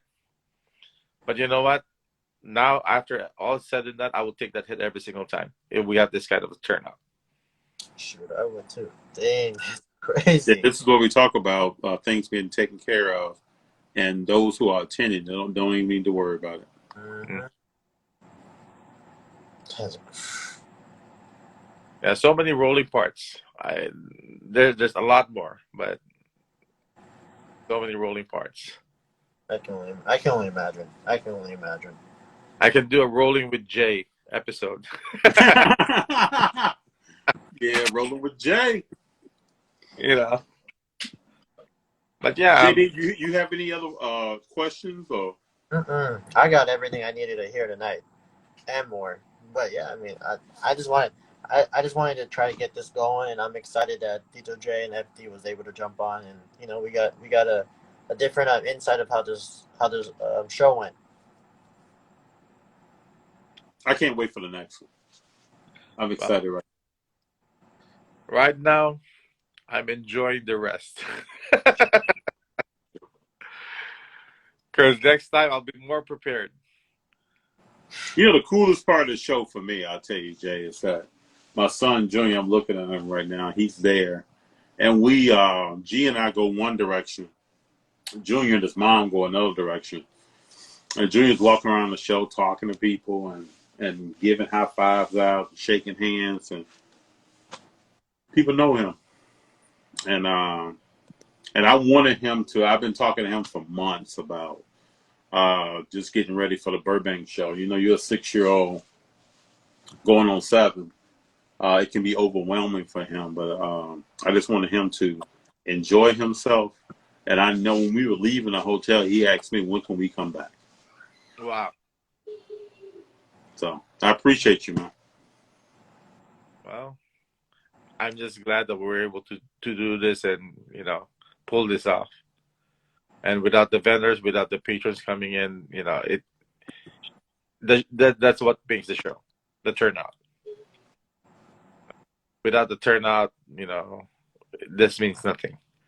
So in behalf of the team, Rob, EJ, myself, the premiere, staff, EJ's wife, and everybody who was involved, Mama Breaks and Miguel Domin for the Kobe room. We do appreciate it. As Miguel would say, this was a dream that came true for him, having the opportunity to show his collection to the hobby. It happened in the first Burbank show. Yep. And Stephanie, she basically sacrificed vending for the kids, so I truly appreciate that. Usually she vents at the same time, but this time around, she focused on the kids. So, Mama, I appreciate you. Miguel, we appreciate you. So, hopefully, we'll get another collector, on the next show to showcase his collection or her collection. I'm actually trying to convince Brian Wells from Ship My Cards to showcase his Fernie Hardaway collection. I saw a little bit of it. So we'll see if we can make that happen. If not, we'll take auditions. Who can? What about a Kyrie collection? Something like that. Hey, I had to say something. I just don't think my PC will fit into that because my PC is just all over the place. That's crazy. My PC is kind of weird, so. Yeah, but it's quality PC. It's quality, yes. You guys don't know. I'm a super collector for Eddie Jones autographs. Yeah, you told me that. I have more than 200 autographs of Eddie Jones. Okay, that's a lot, but yeah, I didn't know. That's a lot. I only got like 10. I stopped buying But it used to be $10 each. Now it's like 30, 40, $50 each. I stopped buying. Well, before there was a guy named Kobe Bryant, Eddie Jones was the man. Yes, sir. That's right. Yes, sir. I can see. Temple But University. Don you guys, So my turn to ask the question: what is the one memorable moment that you guys had at the Burbank show? If there's one thing that stuck to your, whether it's a deal or meeting somebody or anything like that, what was the one moment that you would associate with the Burbank Card Show? Well, I'm walking up the aisle. We had just split from Junior in April, and we took 2 steps. I got tapped on the shoulder by someone that watches Rollin with FD. They knew that I'm a big fan of Steph Curry, and they wanted to show the Steph Curry card and see if I wanted it. And whenever I look at that card, Jay, I will remember and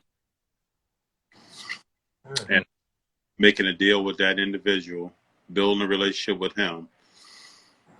His significant other was there, talking to her. But the card to me is fabulous. It's a green shimmer. We'll talk about it in the episode. But it's a card that I thought I'd probably never own, never see. And I was talking to some friends about the low probability of someone in the aisle tapping you on the shoulder and then pulling the card out that it's just different to see. To me, that's the Burbank Card Show. Mm-hmm. I agree.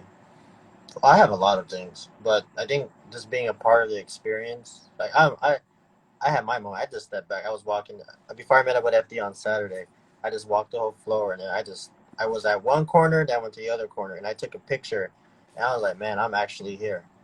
I missed the National. I don't go to Dallas. I haven't gone to Dallas yet, and just seeing like this is what the hobby's like. Just stepping back and just looking how everybody's just happy. But just the vibe was just perfect, and I enjoyed that. I'll send you pictures because it was packed.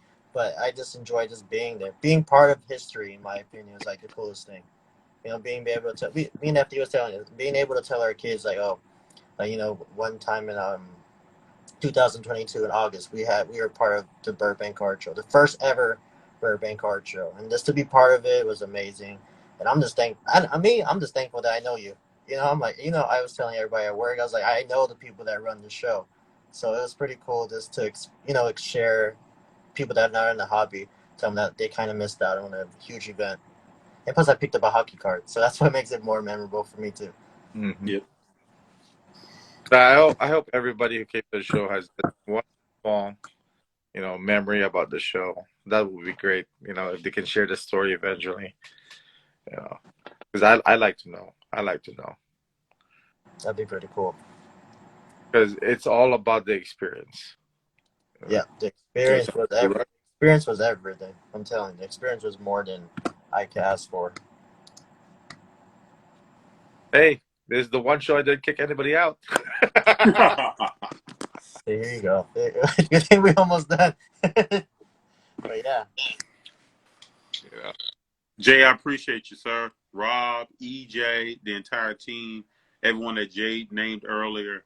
I appreciate everyone's contribution into making something like this a reality for everyone that walked in there. If someone didn't go, they heard about it. I know they heard great things. Well, I hope, we'll see more of that come out, that helps us, know where we stand, where we're at, and, it gives us motivation to do better. So the encouragement and the positive feedback is always appreciated. Even the ones that, that give us feedback that where we didn't do well, we appreciate those too. And we promise that we'll continue working and making the improvements as we go along. Again, it's just our first show. We're not perfect. We are trying to climb the stairs slowly, correctly, until we get to where we want to be. It's very flattering that people are calling us the West Coast National. I don't think we're there yet, but it's a good start. hopefully we can live to people's expectations with that, you know, in the years to come. It's going to be a commitment for me and EJ to commit with Rob, you know, and try to, you know, go to where we can go with this. So I'm excited for the future. I don't know what the future holds, but I'm excited to see it and to live it and be a part of it. So, and we want all of you to be involved with that, you know, whether as a vendor, as a corporate sponsor, or just simply watching the show or just watching the videos from the show, you know, that gives us motivation to do this again and again, you know. Yeah.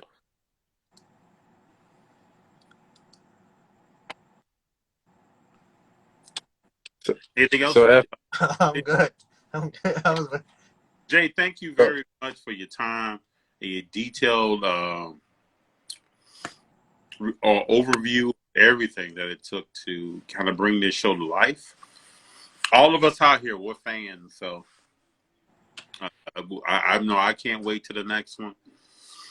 I'll do whatever I can. For premiere is at least decent to this, because it's gonna be a disappointment if they don't see people go to premiere no more. I need premiere. Oh my god. Premiere is gonna be like the appetizer, right? Yeah. Oh, I'm sure people will be there. Appetizers to the buffet. Oh wow, that's true. You know, somebody that question. You know, how would you feel once you do the next premiere after having all of this? Mm-hmm. I thought about it. Oh my god, it's gonna look tiny. But we need to premiere. We need to premiere. Not a lot of shows are out anymore, so we need the premiere to stay. Just keep it going. Premiere is a wonderful show. Thank you. Well, I do appreciate you guys. You know, thank you for, you know, giving time to do a recap with me for the show. I didn't expect that anybody will, you know, hit me up to do a recap, so I appreciate that, you know. And till the next one. Yes, sir. Next one. Thank you, guys. Thank you, sir. Have a good night. All right. Bye-bye.